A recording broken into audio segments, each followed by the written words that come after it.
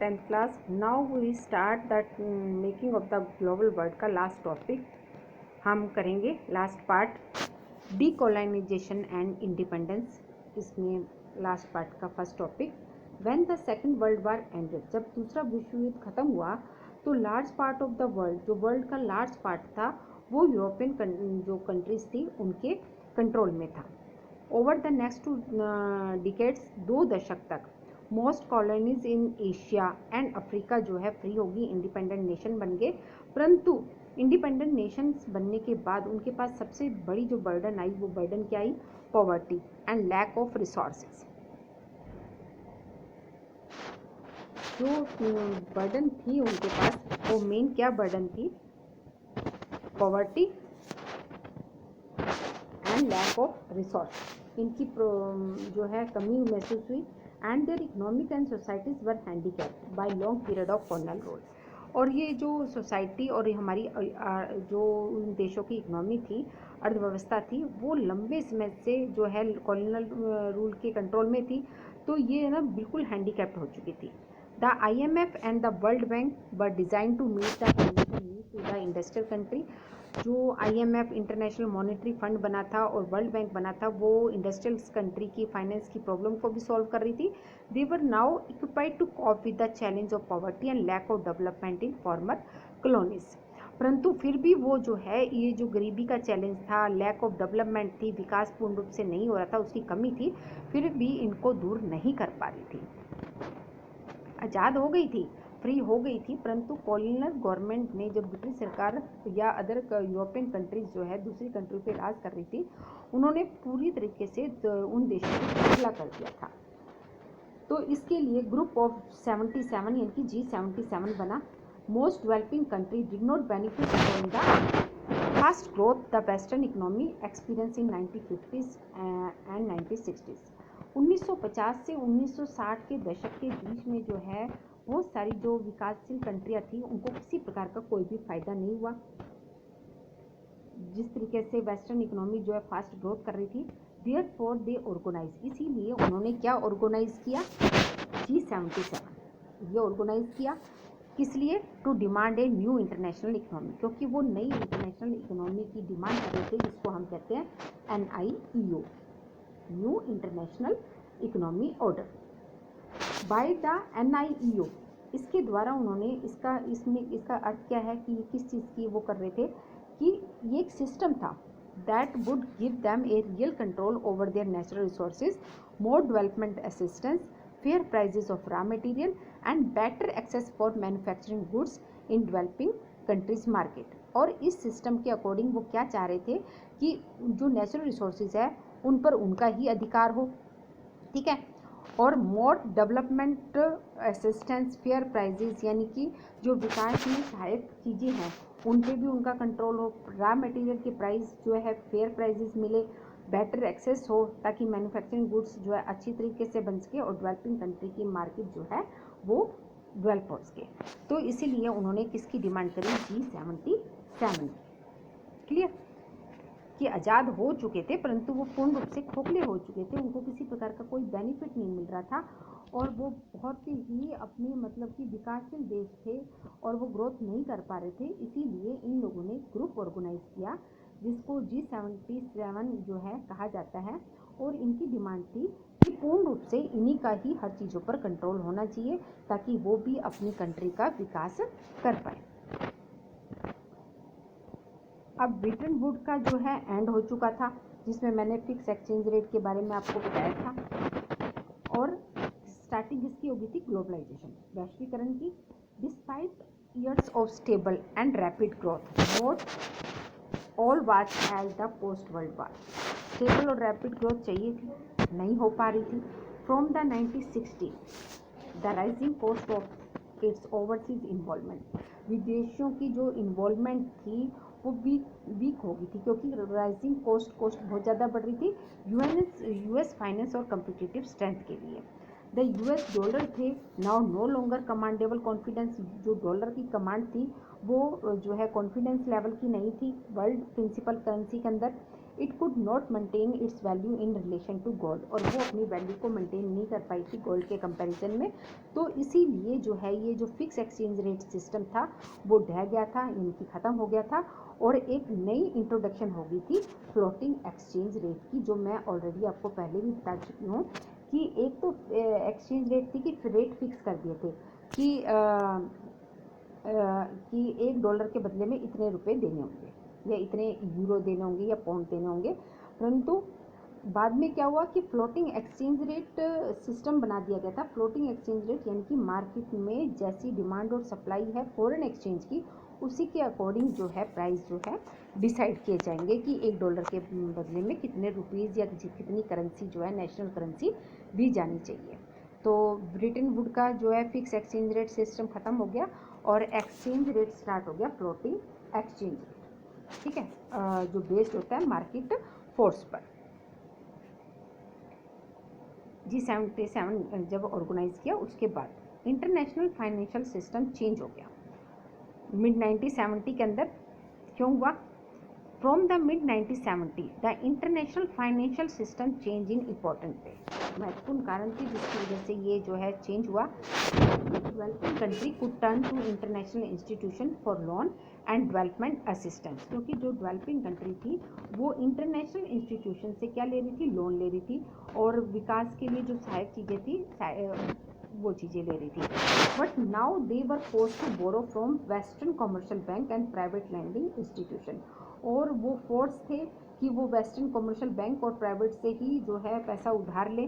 This led to periodic debts crisis, इसकी वजह से क्या होगा? कर्जा बढ़ेगा डेवलपिंग कंट्री पर, and lower income and increase poverty, तो उसकी वजह से क्या होगा? इनकम कम है, गरीबी बढ़ेगी, और खासकर अफ्रीका और लैटिन अमेरिका पर इसका काफ़ी प्रभाव देखने को मिला, क्योंकि प्राइवेट इंस्टीट्यूशन में क्या होता है? रेट ऑफ इंटरेस्ट भी ज़्यादा होता है, और वो ज़्यादा से ज़्यादा पैसा उधार लेकर अपनी कंट्री को डेवलप कंट्री बनाना चाहते थे, तो परंतु उस तरीके से विकास हो नहीं पा रहा था, और गरीबी जो है बढ़ती जा रही थी। खासकर अफ्रीका और लैटिन अमेरिका में इसका प्रभाव भी देखने को मिला। इसकी वजह से क्या हुआ? Industrial world was also hit by unemployment that began rising from mid 1970 and remain high until the 1990, और ये बेरोजगारी जो बढ़ती जा रही थी और वो मिड 1970 से राइजिंग से शुरू हुई और 1990 तक ये चलती रही। ब्रिटेन वुड का सिस्टम तो ख़त्म कर दिया था, परंतु फ्री भी हो गई थी कंट्रियाँ, परंतु पैसा उधार ले लेके वो अपनी कंट्री को डेवलप करने की कोशिश कर रहे थे, तो जिसकी वजह से वो कर्जे में डूबते जा रहे थे। 1970 में ही MNC यानी कि multinational corporation also began to shift production operation to low wages Asian country. इन्होंने लो वेजेस के हिसाब से जो है ये काम जो है स्टार्ट किया मल्टीनेशनल कंपनी ने एशियन कंट्री में। China had been cut off from the post world war economy, cut off हो चुका था क्योंकि 1949 में जो क्रांति हुई थी। But now economic policy in China, जो चाइना की इकोनॉमिक पॉलिसी थी, and the collapse of the Soviet union, Soviet union ढह चुका था। सोवियत स्टाइल जो कम्युनिज्म थी ईस्टर्न यूरोप में ब्रॉट मैनी कंट्री बैक, उसने काफ़ी कंट्रियों को बैक में ला दिया था, यानी कि बहुत पीछे, काफ़ी वर्षों पीछे धकेल दिया था। गरीबी बहुत ज़्यादा बढ़ चुकी थी, बेरोजगारी बहुत ज़्यादा बढ़ चुकी थी, कंट्रियाँ विकास नहीं कर रही थी। Wages were relative low in countries like China, जो कंट्रीज़ में थे वेजेस रेट बहुत कम थे, and become attractive designation for investment by foreign multinational company. इसकी वजह से मल्टीनेशनल कंपनियों को इन कंट्रियों ने अट्रैक्ट किया अपनी तरफ ताकि वो मार्केट को कैप्चर कर पाए। The relocation of industry to low wages country stimulated world trade and capital flow. अब जिन कंट्रियां में बेरोजगारी बहुत ज़्यादा फैली हुई थी, वहाँ काम की तलाश में लोग बहुत कम वेजेस में भी काम करने को तैयार थे, तो मल्टीनेशनल कंपनियों को इसका फ़ायदा उठाया, वहाँ ज़्यादा से ज़्यादा पैसा इन्वेस्ट किया ताकि उनको जो कॉस्ट ऑफ प्रोडक्शन है उनकी कम लगे, वेजेस कम देनी पड़ेगी और मजदूर उनको ज़्यादा मिल जाएंगे। इन लास्ट 2 डेकेड्स, और लास्ट की अगर हम 2 दशक देखते हैं, the world economy geography was been transformed as countries such as India, China, Brazil have undergone rapid economic transformation. अगर हम आर्थिक ज्योग्राफी की बात करते हैं तो 2 दशक के अंदर जो है इन कंट्रीज़ की जो इकोनॉमी है वो एकदम ट्रांसफॉर्म हुई, क्योंकि ग्लोबलाइजेशन हो गया। मल्टीनेशनल कंपनियां जो है ज़्यादा से ज़्यादा इन कंट्रियों में पैसा इन्वेस्ट करने लगी, क्योंकि यहाँ पर जो है कम वेजेस पर जो है वर्कर काम करने को तैयार हो गए। मल्टीनेशनल कंपनियों ने यहाँ जो है ज़्यादा से ज़्यादा अपना काम सेटअप किया। अब बात आती है कि मल्टीनेशनल कंपनी क्या होती है। Multinational corporation are the large company, ये बहुत बड़ी कंपनी होती है जो एक ही समय में कई कंट्रियों में एक साथ काम करती है। जैसे किसी कंट्री में इन्होंने से सामान मंगवाया, रॉ मटेरियल मंगवाया, किसी कंट्री से रॉ मटेरियल मंगवा के दूसरी कंट्री में इन्होंने जो है फैक्ट्री ओपन करी जहाँ लो वेजेस पर जो है सामान वर्कर मिल जाते हैं, वहाँ इन्होंने जो है अपनी फैक्ट्री सेटअप की, ठीक है। और दूसरी कंट्री में तैयार माल गया बिकने के लिए मार्केट जो पास की जहाँ अच्छी मार्केट हो सकती है वहाँ मार्केट का काम किया। हेड क्वार्टर इन्होंने अपनी ही कंट्री में रखा, यानी कि एक साथ ये कई कंट्रियों में एक साथ काम कर रहे थे। द फर्स्ट मल्टीनेशनल जो कंपनी है वो एस्टैब्लिश हुई थी 1920 के अंदर। मैंने और भी बहुत ज़्यादा कंपनीज आई मल्टीनेशनल कंपनी 1950 से लेकर 1960 तक। एंड यूएस बिजनेस, और यूएस ने भी अपना बिजनेस एक्सपेंड किया था वर्ल्ड वाइड पूरे विश्व में। और western Europe and Japan also recover to become powerful industrial economy. और जापान और वेस्टर्न यूरोप में ने जो है एक मतलब कि अपने ज़्यादा से ज़्यादा अपनी इंडस्ट्रियाँ सेटअप कर दी अलग अलग कंट्रियों में। The worldwide spread multinational was a notable features of the 1950 और 60, और 1950 से 60 तक बहुत सारी मल्टीनेशनल कंपनियां जो है आ चुकी थी, ये उनकी विशेषता थी। This was the partially because, परंतु ये बहुत कम थी, क्यों?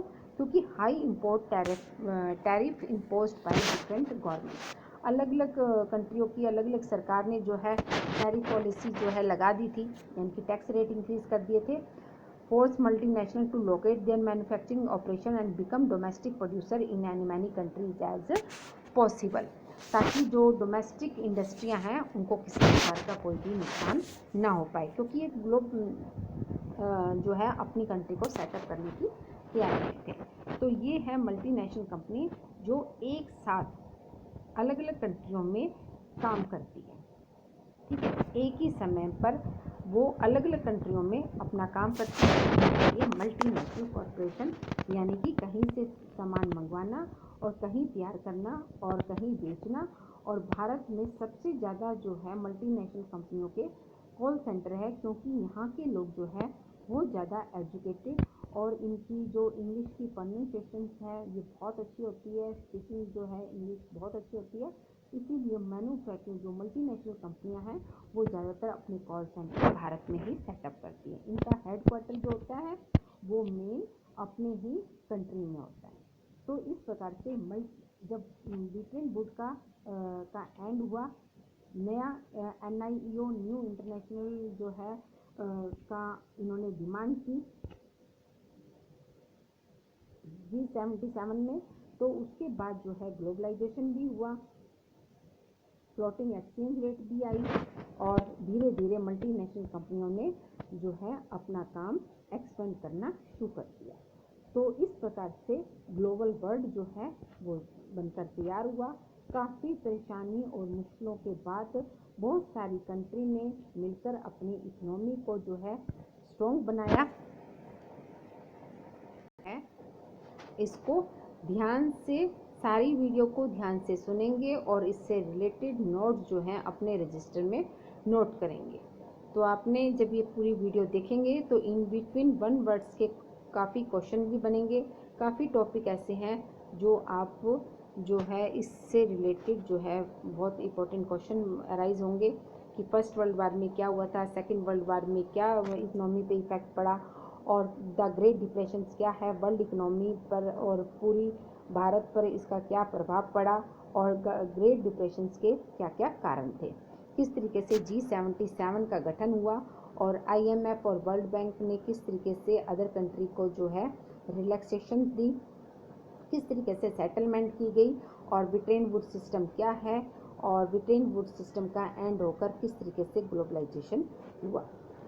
तो आप इन सब को ध्यान से सुनने के बाद इससे रिलेटेड नोट्स जो है अपने रजिस्टर में नोट करें। चैप्टर आज हो गया